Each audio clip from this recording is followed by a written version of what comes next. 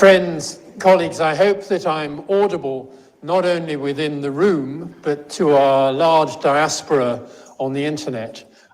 This is an exciting occasion. Actually, it's the third such exciting occasion for our natural governance program here at the Martin School.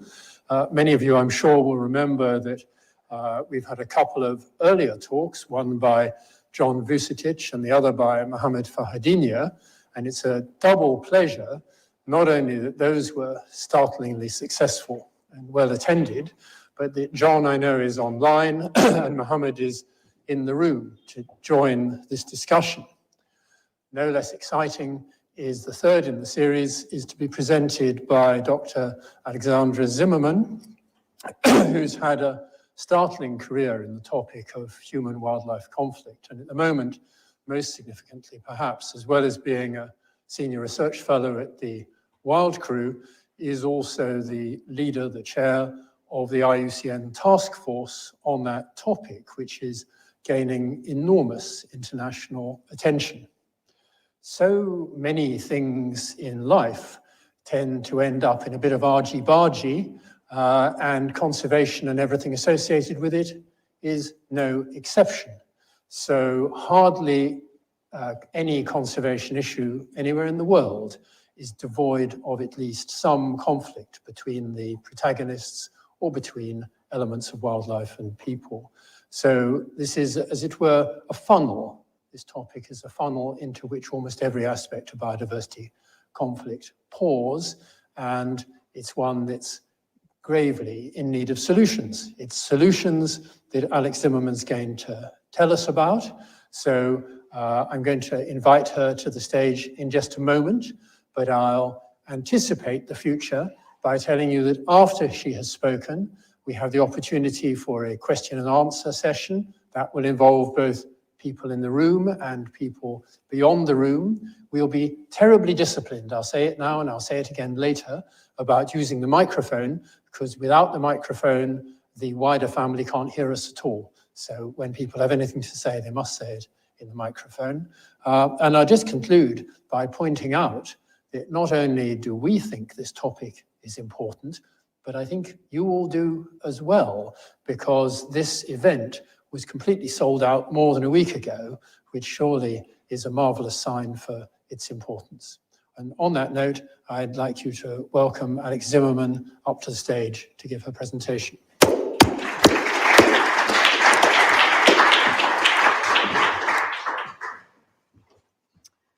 Thank you very much, David, for the kind introduction. Thank you to the Oxford Martin School for organizing this. It's my pleasure to be here and talk to you about conflicts in conservation. Now, many of us know each other already, and I think many of our audience online, we have worked together. You know me as working on human-wildlife conflict, one of the flagship conflicts that takes place in biodiversity conservation. And I'm certainly going to talk a little bit about that, but today I want to really explore the wider conservation conflicts that we need to grapple with in this field, and human-wildlife conflicts, that is, direct conflicts over wildlife, are very much a flagship within that, and they teach us a lot about the wider conflicts as well. And so I came to this through a sort of a path starting in zoology. I studied zoology many, many years ago, and just as the field of conservation biology has evolved a great deal more into what we now call conservation science, I too drifted very quickly from zoology into social sciences on the realization that so much at the core of these issues is entirely about people. And so following that kind of evolution of the field of conservation science, it has become more and more interdisciplinary, and we've seen that in the degrees that are out there, the work of institutes like the Wild Crew and many others, the work of conservation organizations has become entirely interdisciplinary, and it needs to be. And the social sciences, when I started out, were kind of a bit of a niche side, nice to have, and they've now become entirely core and essential and seen as that in conservation science. And so what I'm going to propose today is that this evolution needs to continue, and the way it is going, and I'd like to propose it should go, is to start to include the field of peace and conflict studies and everything that that entails.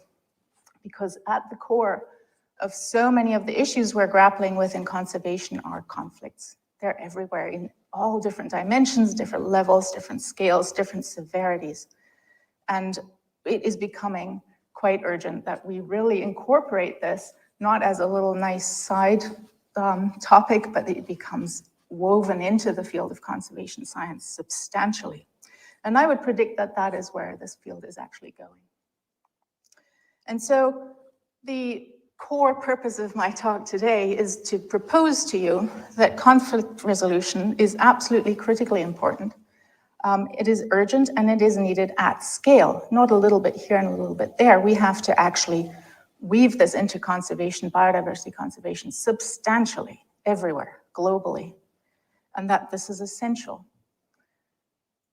So let's explore that a little bit.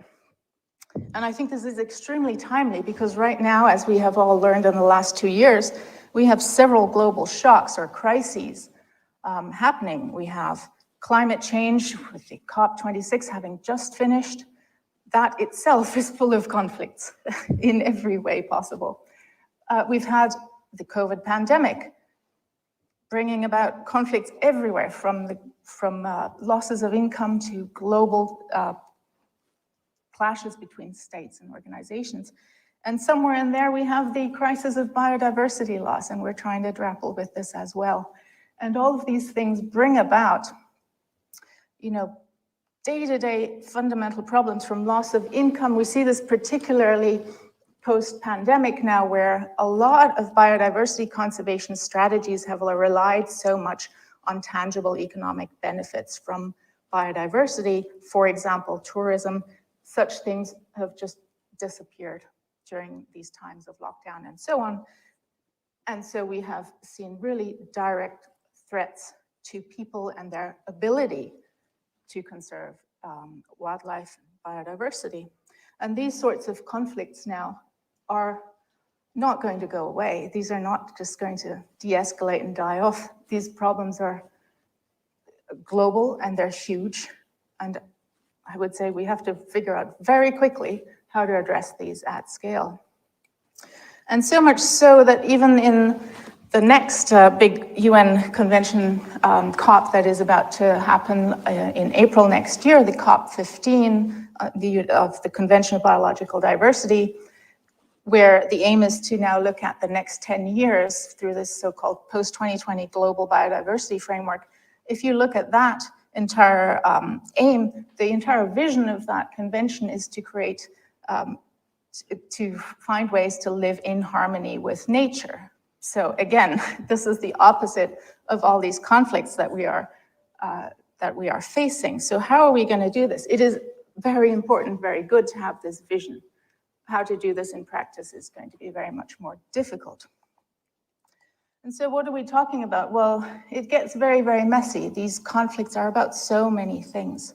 And so many of these things are social, and they're political, and they're cultural, and they're about people and groups and organizations. And how do we deconstruct this mess of factors, and how do we make sense of what we need to do? And what sort of conflicts are we talking about, actually? So let me give you examples. One clear and obvious one straight away is protected areas. Now, protected areas as the foundation of biodiversity conservation, essentially important, and there's very much a drive to increase the area of marine and terrestrial protected areas nowadays. This naturally creates potential for conflict. These are areas that might these bring about questions of who is allowed to access resources. They create disputes over tenure, access, who gets the benefits. Is it the tourist resort or is it the local people, and which local people, and conflicts between those. There's layers and layers of potential conflict here. And so this is very much about benefits from conservation. It's about equity. It's about access. Then you have your other very high profile kind of conservation conflicts, as we saw, for example, with Cecil the lion a few years ago, where, of course, you have a very contentious issue like hunting or trophy hunting of wildlife. And there will be people who are in favor of this, and there's people who are adamantly against this, and there's people who are trying to figure out what to do with this issue. And interestingly, this is classic in conservation conflicts because it isn't binary. There are many different sub-conflicts going on here. So you might think that it is primarily between conservation and hunting, but actually there's an enormous conflict between conservation and animal rights, which we see over and over in conservation again as well, because this becomes an issue of beliefs and values that are opposite to each other, and it brings out quite intense emotions. And so you have those who campaign very strongly for absolutely no hunting on the basis of welfare and rights of the animal, and then you have others who advocate that there has to be a balance, there are actually benefits from this activity too. And this can become extremely heated and complicated and multi-layered. Let me give you another example which really gets into the sorts of dilemmas we face sometimes. This is a map of Kutupalong refugee camp in Bangladesh, near the border of Myanmar. Before the refugee crisis, it looked like this. The Kutupalong refugee camp, which emerged in 2017, 2018, 800,000 people moved into this area. This is an absolute humanitarian disaster and crisis. And yet look what happened very, very rapidly. Now this creates a huge dilemma.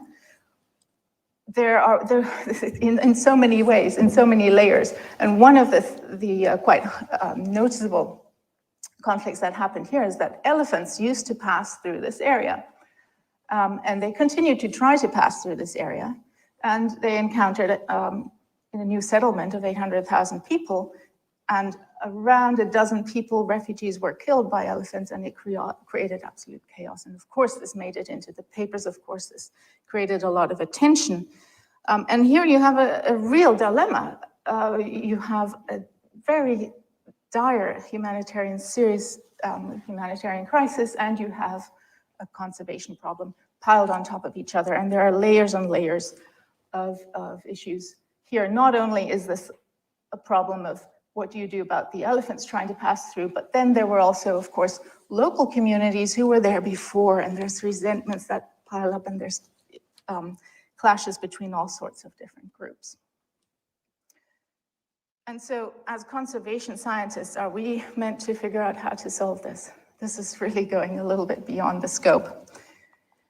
So this is about needs, it's about human rights, it's about security.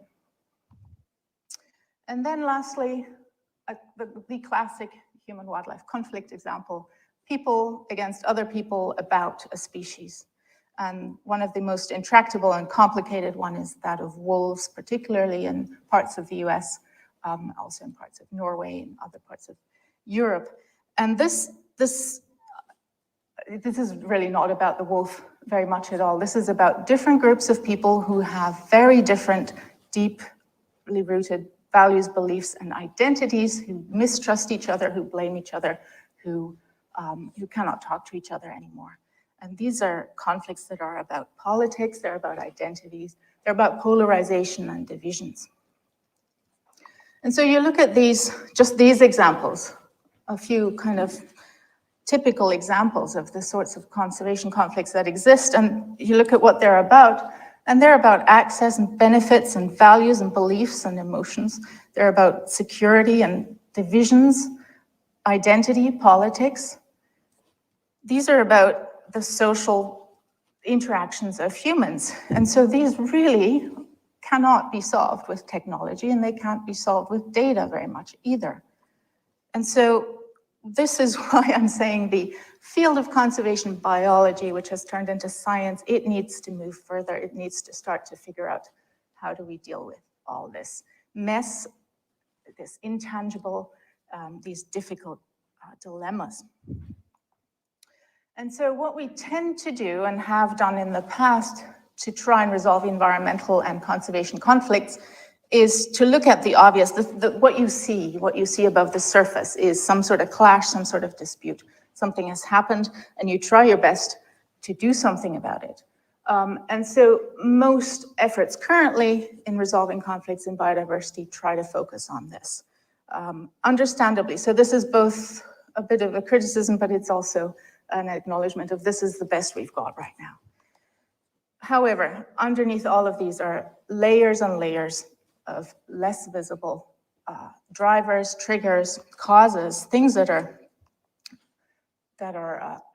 causing these conflicts to occur in the first place, and really focusing only on the quick fixes, the technical or the practical interventions that just look at the dispute is very, very limiting. This looking only here isn't going to create change. If you want long-term change, if you want to work towards that CBD mission of vision of living in harmony with nature, change happens here. And this is, of course, very, very much harder.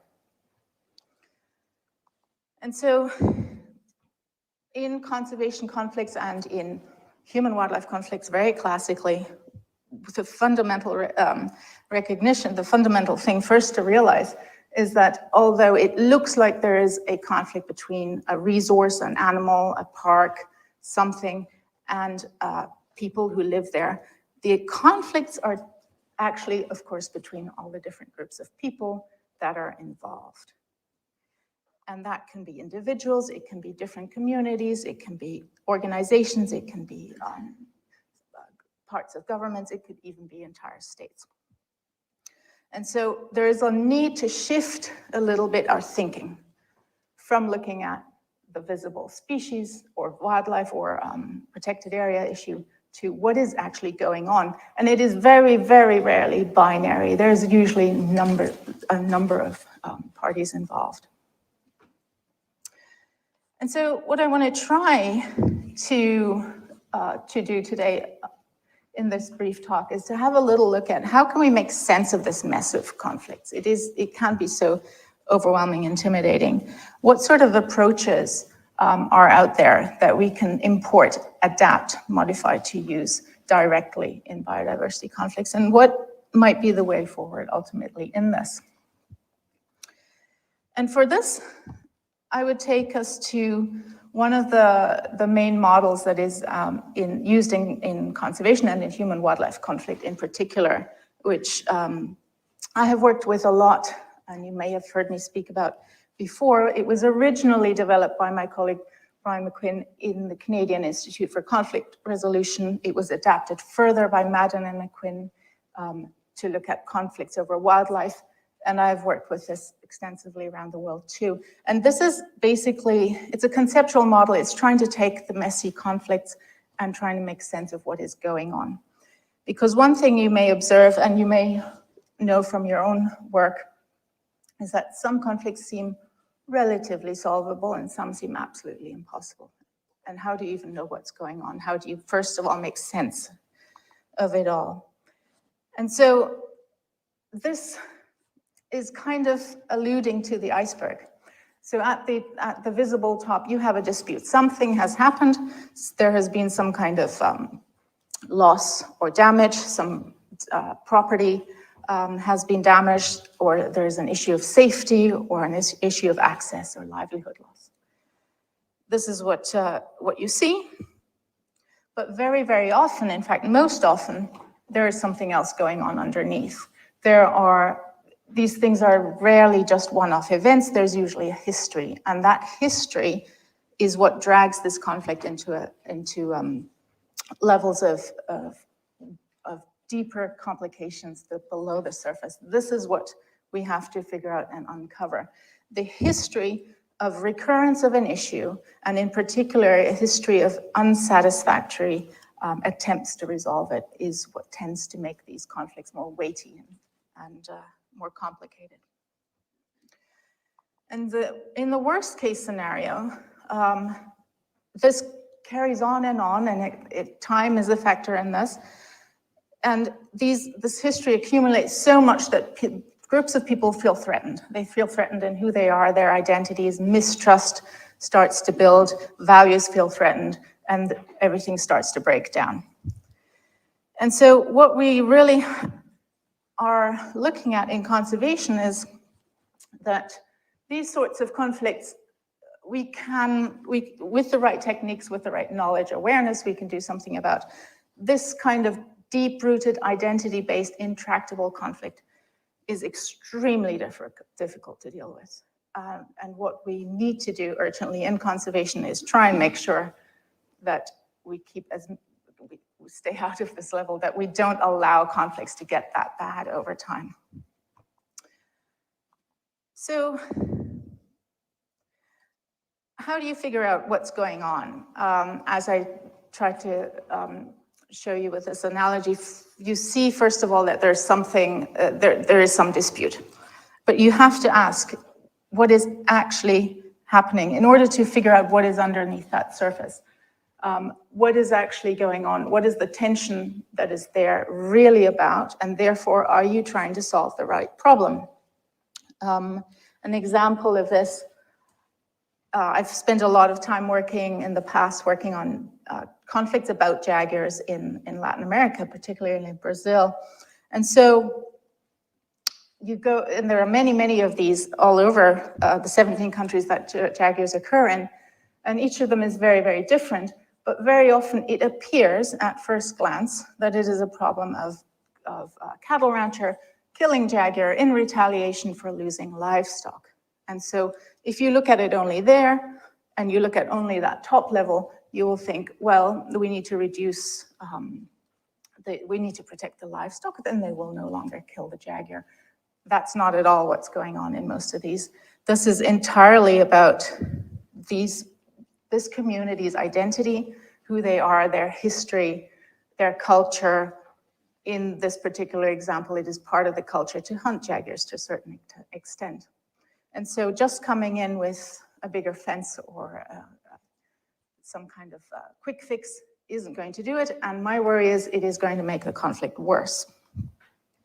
So how to know what is actually going on?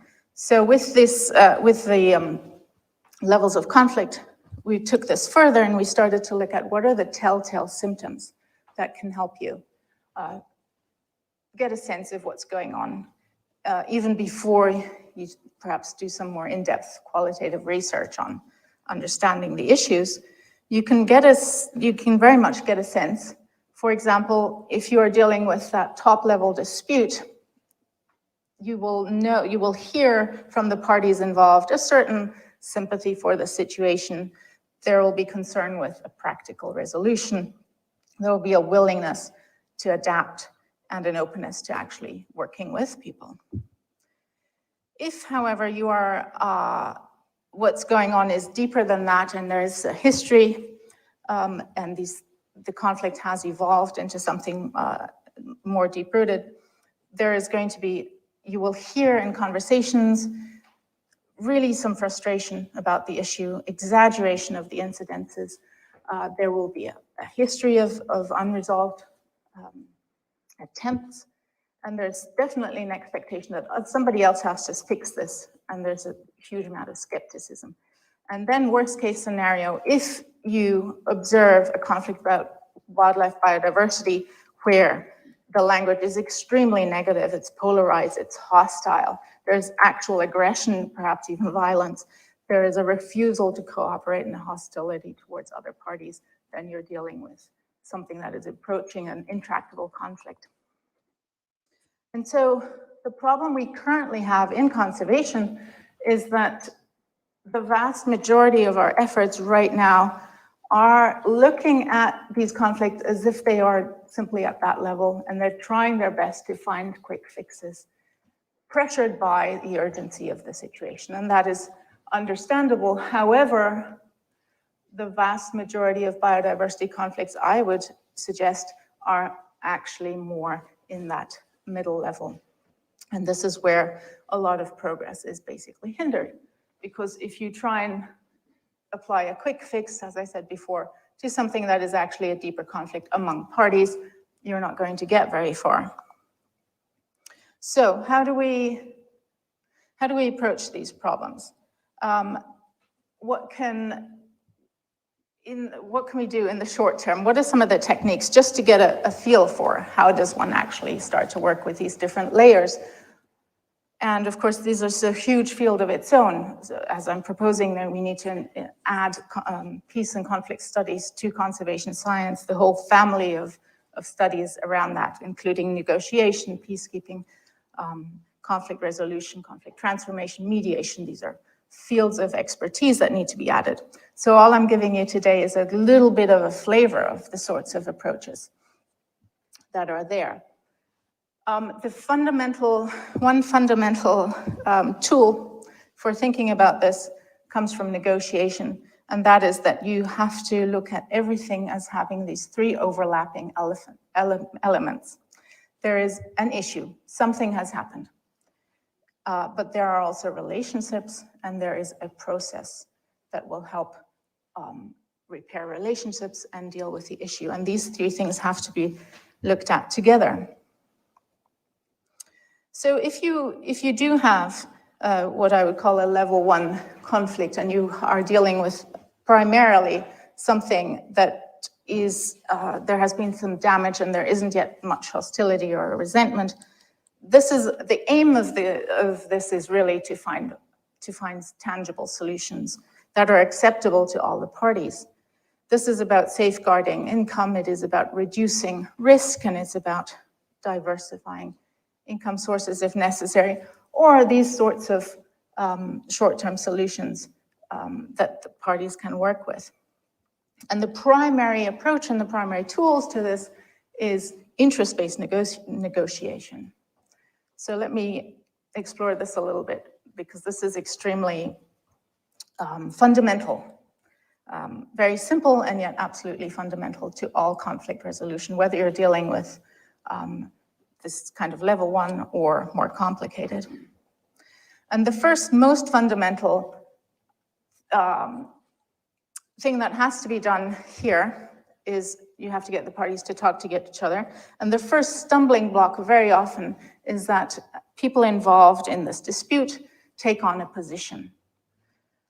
And a position is a fixed idea. It is a statement of where we or I stand, and it is not, this is my take on this, and it's not to be budged. And what has to happen, and this is the foundation for starting any kind of conflict resolution, is that those positions have to be shifted.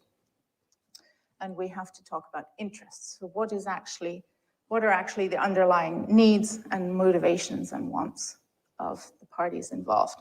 So to give you an example, one of the human-wildlife conflicts I've worked with is around bats in Mauritius, where bats are perceived by many people, including the government of Mauritius, as crop raiders and menace. And whereas the conservation organizations of Mauritius want to protect the species, which is endangered, listed as endangered. And so the positions that the parties are taking here is, you have those who say this is a crop raider, we need to eliminate this species, and you have conservation stakeholders in this who are saying absolutely not, this is a protected species, killing even a single one of these is out of the question. So then you have a deadlock right there. So how do you shift this from talking not so much about this is my position, I'm not moving from it, to talking about what might be explorable options in this. This is the first thing. It is the foundation of beginning any kind of dialogues to resolve conflicts. It applies in your day-to-day life as much as it does to negotiating some major treaty. What this does, and why this is so simple yet important, is that it helps to de-escalate a tension, and it focuses the party on some kind of common outcome. And it can unlock the ability of those involved to find other solutions. And this then takes you to finding solutions that can be more win-win. One nice example or illustration of this that comes up quite often in negotiation courses is this, for example, if I were to ask you right now to arm wrestle with the person next to you, and I were to say, okay, everybody in this room, you will get 1 point every time you manage to arm wrestle the other person's arm down once, and you need to get 3 points. Everybody in this room needs to get 3 points. That is your aim. Off you go. The vast majority of us start to try and use force and arm wrestle the other person's arm down to get our point and our second point and our third point.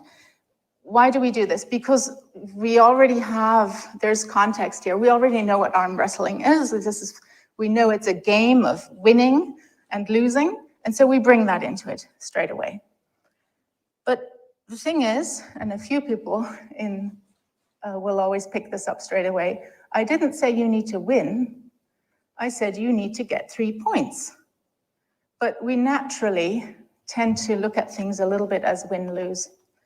And so the whole aim, the whole practice of conflict resolution is to think differently, to not bring, and this is what the third party has to do, is not bring in that framing that we already have and start to look at the situation differently. And so what you're doing then is you're moving from this win-lose to a possible win-win of some sort. And to get that, and again, this is so basic, but these are the foundations I'm suggesting here, that then from which you then can build the much more sophisticated conflict resolution approaches. So this absolutely requires a different way of looking at the problem, at challenging one's own, what one brings into it, and looking at it in new ways. And so what this is essentially, and what is another extremely foundational method in all interest-based negotiation and in conflict resolution, is what we call reframing. You take the problem as I've given it to you, and you keep turning it this way, that way, the other way, until you find some kind of entry point and you see something that can nudge you towards a solution, that can nudge the parties towards a solution. And it can be as simple as looking at a problem negatively and then looking at exactly the same problem flipped into something more positively. How do we solve the problem of cooperating elephants, or how do we turn elephants into an opportunity? Do we look at human-wildlife conflict, or do we look at human-wildlife coexistence? These are subtle changes that help. They are tools to help reframe and re-understand a problem. And it sounds extremely simple, but these are the building blocks of all conflict resolutions. These are the foundational tools. And this can then open up this kind of creative problem solving that ideally you want to do as a group. Now, important to say here is that often if we are a party in a conflict, we can't really, we struggle to do this. This is where a third party comes in and brings fresh insights. So what do you do then if things are they have more of a history, they've accumulated more layers? This now becomes not so much about practical problem solving, but it becomes about relationships. It becomes about rebuilding trust. And very, very key in this is that it is a natural need for all groups and all people to be heard. And very often in the process, one of the very first things that has to be done is that the parties involved in a conflict about whatever it may be, a protected area, wildlife, need to simply have a chance to have their side heard. And this is, of course, why we do things such as have all sorts of community meetings in conservation. This is something that conservation has already become much better at. The whole processes of engagement. And but it is important to really understand what this is about. This is about building relationships from which you then can start to engage in practical conflict resolution. And so very often for this, you bring in an external party of some sort. It could be using mediation, which is used throughout society for everything from interpersonal conflicts to conflicts across states. And in mediation, really what this is, you're bringing in an impartial external third party to help those who are in conflict together find a solution. This is not where the third party orders a solution. This is where they help the parties find the solution themselves. And really, really important to realize in conservation is that the conservation sciences, we are not these mediators. And there's sometimes an attempt to try and be, sometimes perhaps out of lack of awareness or lack of resources. But in conservation conflicts, conservation scientists are a party. They are not the third impartial party. They should not be the ones trying to mediate here. And so what I think we really, really need to do is make much more use of this in conservation. The problem we have right now is that we don't have access very much. We either don't have the funding or the resources to bring in mediators from other fields, or we don't have conservation mediators in our field, in these problems. There are very, very few people, or we don't think about doing this. This is something we need to think about a lot more.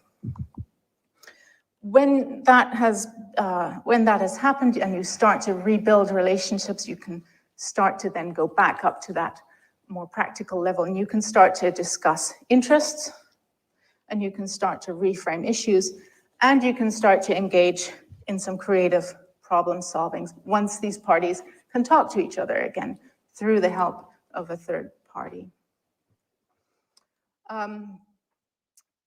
And I wanted to tell you a little example of a creative problem solving story, which is a classic in conflict resolution. Maybe some have heard this before. This is, I was trying to find the original source. It's a story of 17 camels. It's an old parable from the Middle East. It's been retold many, many times. It's used often in conflict resolution teaching. So the story goes that there was a man who had 17 camels. He passed away, and he had 3 sons. And in his will, it said that the first son would get half of his camels, the second son would get 1/3 of his camels, and the third son would get 1/9 of his camels. And if they could figure this out, they would have the camels, and they would also have what else he had left to them. And so this goes on and on, because the 3 sons try and solve this problem, and they realize that 17 can't be divided, if you want whole camels, by a half or a third or a 1/9. And it seemed absolutely impossible. There was no solution to this. And they became more and more entrenched, and they took their positions. I demand my half because I'm the older one, and so on. And this starts to gather layers of argument. And they are unable to resolve this. And one day, a wise old woman comes along and says, I don't know how to help you, but I'm going to give you my camel. And then they look at the problem again, and they have 18 camels. The first son takes half of 18, that's 9. The second son takes 1/3 of 18, that's 6 camels. The third son takes 1/9 of 18 camels, that's 2 camels, and it adds up to 17. And they give the spare camel back to the old lady.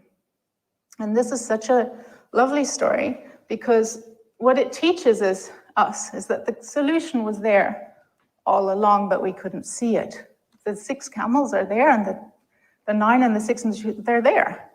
But we couldn't see this. It had to have that fresh look from somebody outside to turn it around this way and that way until you find a solution. And this is a very creative one, and it's a lovely story.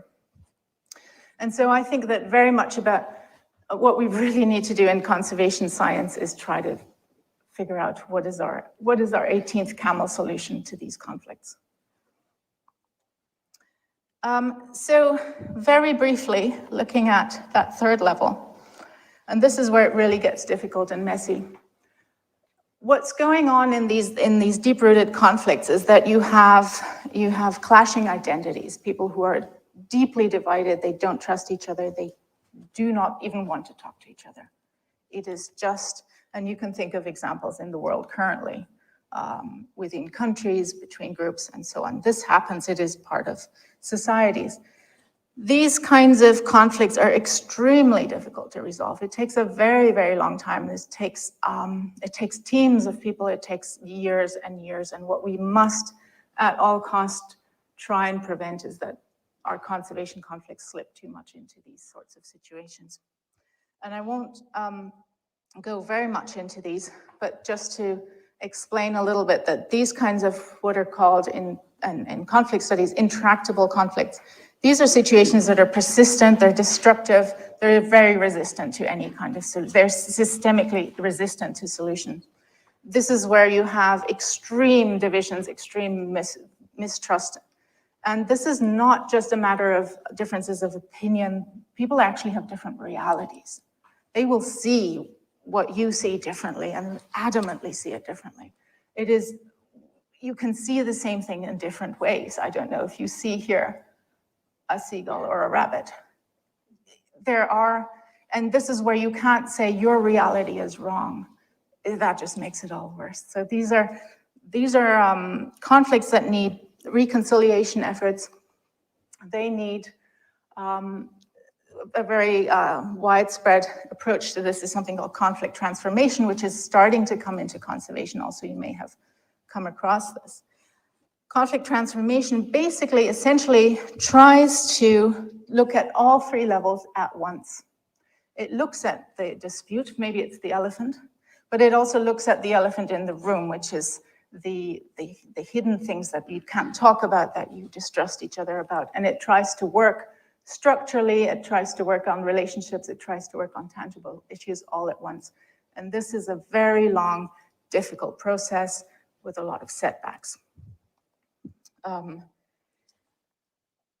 And so really what we absolutely need to do in conservation right now, urgent, why I'm saying is urgent, we need to get much, much better at resolving conflicts before they get to this stage. It may feel like a lot of conservation conflicts are, and some would argue that a lot of them are already in this sort of realm. I'm a little more optimistic. I think some conflicts look to us more intractable than they are. I think there are actually quite a number of kind of 18th camel solutions out there. But we, as collectively as a field, do not yet have the capacity and the numbers of people who know how to resolve these things. That's what I'm suggesting has to change. Where do we go from here? Even if we have a surface level understanding of how these conflicts evolve and what needs to be done, what the approaches are, what needs to happen. There's a huge field out there of conflict and peace studies. There you will find all sorts of models of the cycles of conflicts. Here's a very common kind of example. And so this makes me think about the fact that in conservation, or in any conflict really, what typically happens, which is always depicted in the theories, is that something triggers, a conflict escalates, there's a crisis, and then through some form of intervention, it manages to de-escalate. And so this is kind of the simple conceptual curve of how conflicts progress. My concern, my real worry, is that in conservation, we do not, at scale, have the ability to bring these conflicts back down, and that they can carry on and they can go, and they can just stay at crisis level for far too long and stay at intense levels much, much too long. And the worry here is, you know, take, for example, here recently in the last weeks, there was a row over fisheries between England and France. This is a very common situation. Fisheries conflicts pop up all the time.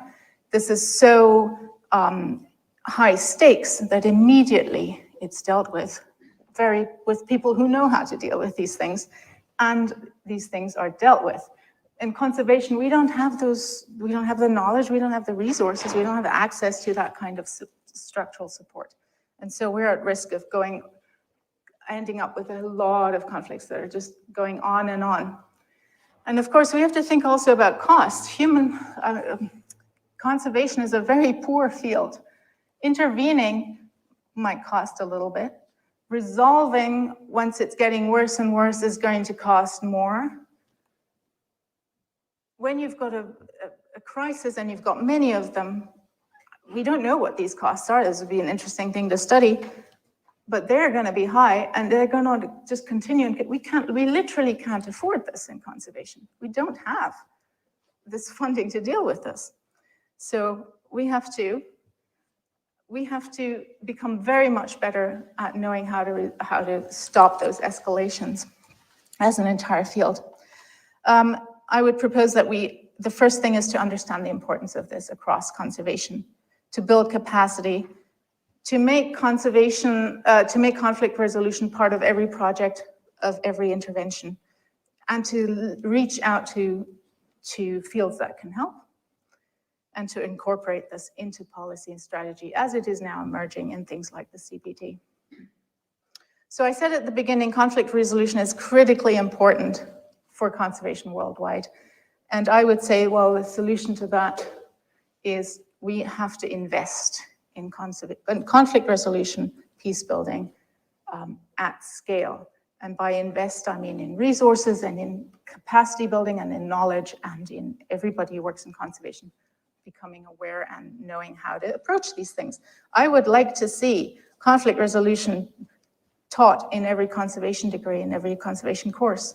I would like to see that hundreds of mediators who are there to help in conservation projects. I would like to see projects actually building this into their initiatives as a norm, not as an exception. And with that, I think we can finally get there. Thank you very much.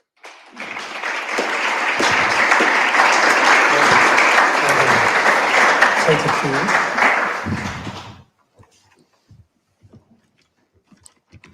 Well, Alex, thank you. We have now the opportunity for questions from the floor, and through the marvelous intervention of Clara, who's going to multitask by running the microphone around and keeping an eye on the extended family out in the internet, we'll have questions from both. So if you'd like to indicate, please, if you've got a question. Yeah, at the very back, Clara, it's close to you already. Hi there. Very briefly, you've talked quite a lot about conflicts between people arising in relation to conservation, and not that much about the natural world and its voice. So how do you take into account the voice of nature as represented, perhaps through representatives in this process? By the way, do say who you are. Oh, I'm David Calver. I'm an independent retired researcher. Thank you. You can hear us do this. So nature, wildlife itself, its voice is portrayed through people. People speak on behalf of the interests, or what we consider to be the interests of wildlife, people, or biodiversity. And so that then is a group of people, and they represent what they value, and that may be different to what others value or need. And so ultimately, it is, again, about people versus people. Okay, you've got a question from the outer world. So this is from Rachel online. She said, how can education programs be used to resolve conflicts? And can you share any key examples where an educational program has played a significant part in the resolution? So education in the sense of provision of information or awareness itself tends not to resolve disputes. Simply throwing, and we see this a lot in the deeper conflicts, simply throwing information at people does not get them to change their mind. If you're talking about how do we educate better conflict resolution skills, then that I would say is extremely important. And I'm asking, why are we not at scale learning these skills? In schools also. Why are we not teaching negotiation and conflict resolutions in schools? it is part of everybody's everyday life and the fabric of society. But in particular, in conflict, in conservation, these skills need to be built up hugely.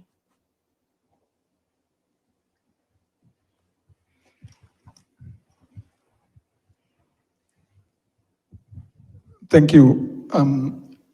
I'm a student of biodiversity conservation in the School of Geography.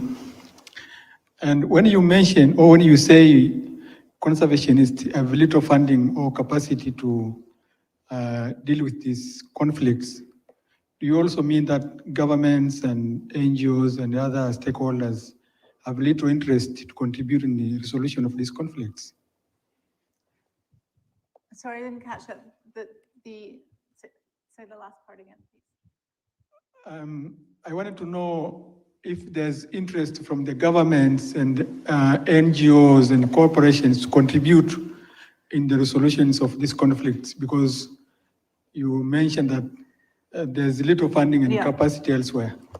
To contribute, I think there's definitely increasingly an awareness and need for the need for this, the willingness to actually put resources to it, for example, into training or capacity building, or even hiring mediators, for example. That I'm not seeing, or very, very little. It's the exception. And I think that has a little bit to do with it's not very tangible for a funder. It's qualitative, it's soft. How do you demonstrate what has been done? And if you put yourself into the shoes of a funder, they have to show impact, and they have to show it quickly. And a lot of the funding is in short cycles, and we need a quick result.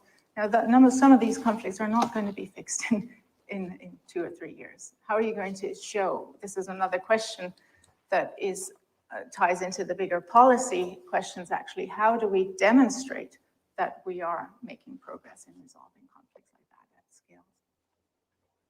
Claudio. Hi, Claudio Filiero. You made a compelling case about conservation practitioners not getting involved in mediation and the need for professional mediation. Quite often, conservation practitioners belong to a different culture, a society different to those people having conflict, and quite often mediators that are brought in also come from different backgrounds. So what would be the main criteria to find successful mediators in a generic way?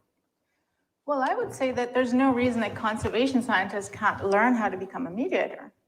Because when you're dealing, in some situations, you can put yourself outside the problem enough to take on a sufficiently impartial role to help along, even just to maybe firefight the situation in the first instance. And those are skills that we can and should all learn, actually.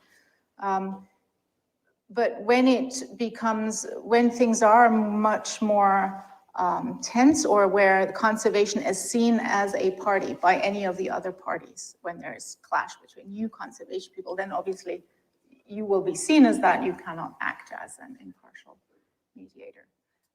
So I think that the fields of sustainable development are actually ahead of us in this. They already use this much more than we do in conservation. There's something to learn and maybe to borrow and bring in. Sarah, voice from the ether. So this is Laura Perry from Wild Crew. She, following on, I think, from what you've just been saying, she wants to know what the extent your points about conflict resolution are quite evident to in situ researchers, but what then do you think the barriers are to courses, institutions building conflict resolution into programs? Why aren't they doing this already? And what can we as individuals do to push this conflict resolution education agenda? Great question. So I think at this point in time, it's an issue of awareness, actually, because if you think back to 20 years ago, conservation efforts were so focused on natural science, and we started to bring in social science, and now it's very, very normal to do that. And in conservation projects, you will tend to have social scientists on the team. So I think that will naturally happen. We will start to, through talking about the need for this, start to see project designs actually incorporate conflict resolution and professionals in that. At least that is my hope, and that's what I'm arguing we need to see.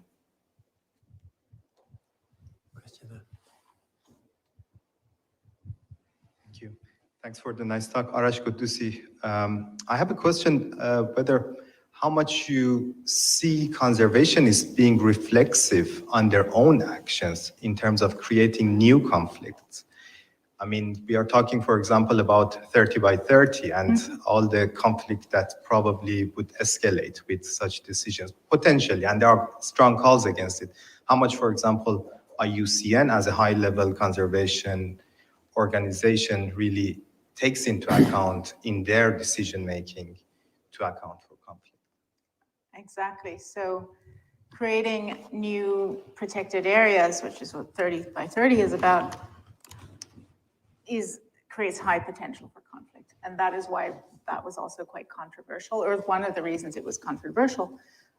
And so what has to change structurally and systemically is that conflict prevention and awareness of the possibility of conflicts emerging has to be a given. We have to be aware of that at every level. So as the conservationists on the ground, but also at IUCN or at CBD levels. Conflict prevention, if it would be nice to actually calculate some of those costs, and we might try and do that. But certainly not letting it get to the point where you then, with conservationists, start with the intention of making a win-win solution, but can get sucked into being a party that is then facing a lot of hostility. We don't want to go there. Please. Hello, Matt Hayden from Natural England. Your IUCN is currently developing guidelines for human-wildlife conflict. Can you just give us a little bit of an update of when they're likely to be available for us to use? Because I mean, the IUCN's reintroduction guidelines have sort of been sort of a benchmark for reintroduction. So I'm hoping that the human-wildlife conflict ones will prove to be the same.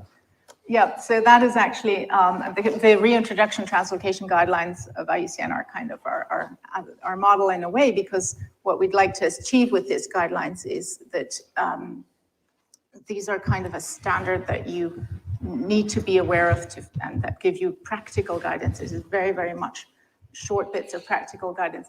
It has been a difficult thing to even figure out how to structure and how to make most useful for all the human wildlife conflicts in the world. So how do you write guidelines that apply to humpback whales and fisheries in Scotland, but also apply to shark issues in Reunion? So where we are at, we're in the very final stages, a couple of chapters in the last stages of drafting. What we are going to do is, once there is a reasonably good complete version, which is probably in the next few months, we are going to start piloting it and sort of beta testing it. We're going to field test these guidelines rather than format and say, here you go, everybody follow this. We're going to have projects and ministries and organizations actually try them out as a sort of pilot version, then improve them. So use the collective intelligence of practitioners and of decision makers to make them better, and then create a final. That very final version is a little way off, but a pilot version is pretty imminent. Okay, we're on to our last rather brief question. Thank you for your talk. You spoke about taking the many suggestions that you've provided to scale, and that's a very common phrase being used in environmental related issues, right from climate to biodiversity. So I was wondering if you had any thoughts on how do you reconcile the time involved, because many of the things that you suggested, like especially for conflict 2 and 3, which are more serious, is think about histories and all of that, takes a lot of time, like building trust and everything. So what are your thoughts on how do we keep that in mind, because it would take a long time to do some of the things that you have suggested in the ways forward? Absolutely, all the more reason to really hurry, I would say, and start to the first thing we can do is have everybody studying conservation science start to understand these things, and all of us too, actually. I mean, you don't have to, there are zillions of negotiation courses and conflict resolution courses. If you're interested in this, there's a lot of material out there, start there. But then what I would like to see is that it becomes part of how we do things as a norm in every project, in every organization, it becomes completely normal to involve conflict resolution specialists. In the short term, that might mean bringing in, and for that you need resources.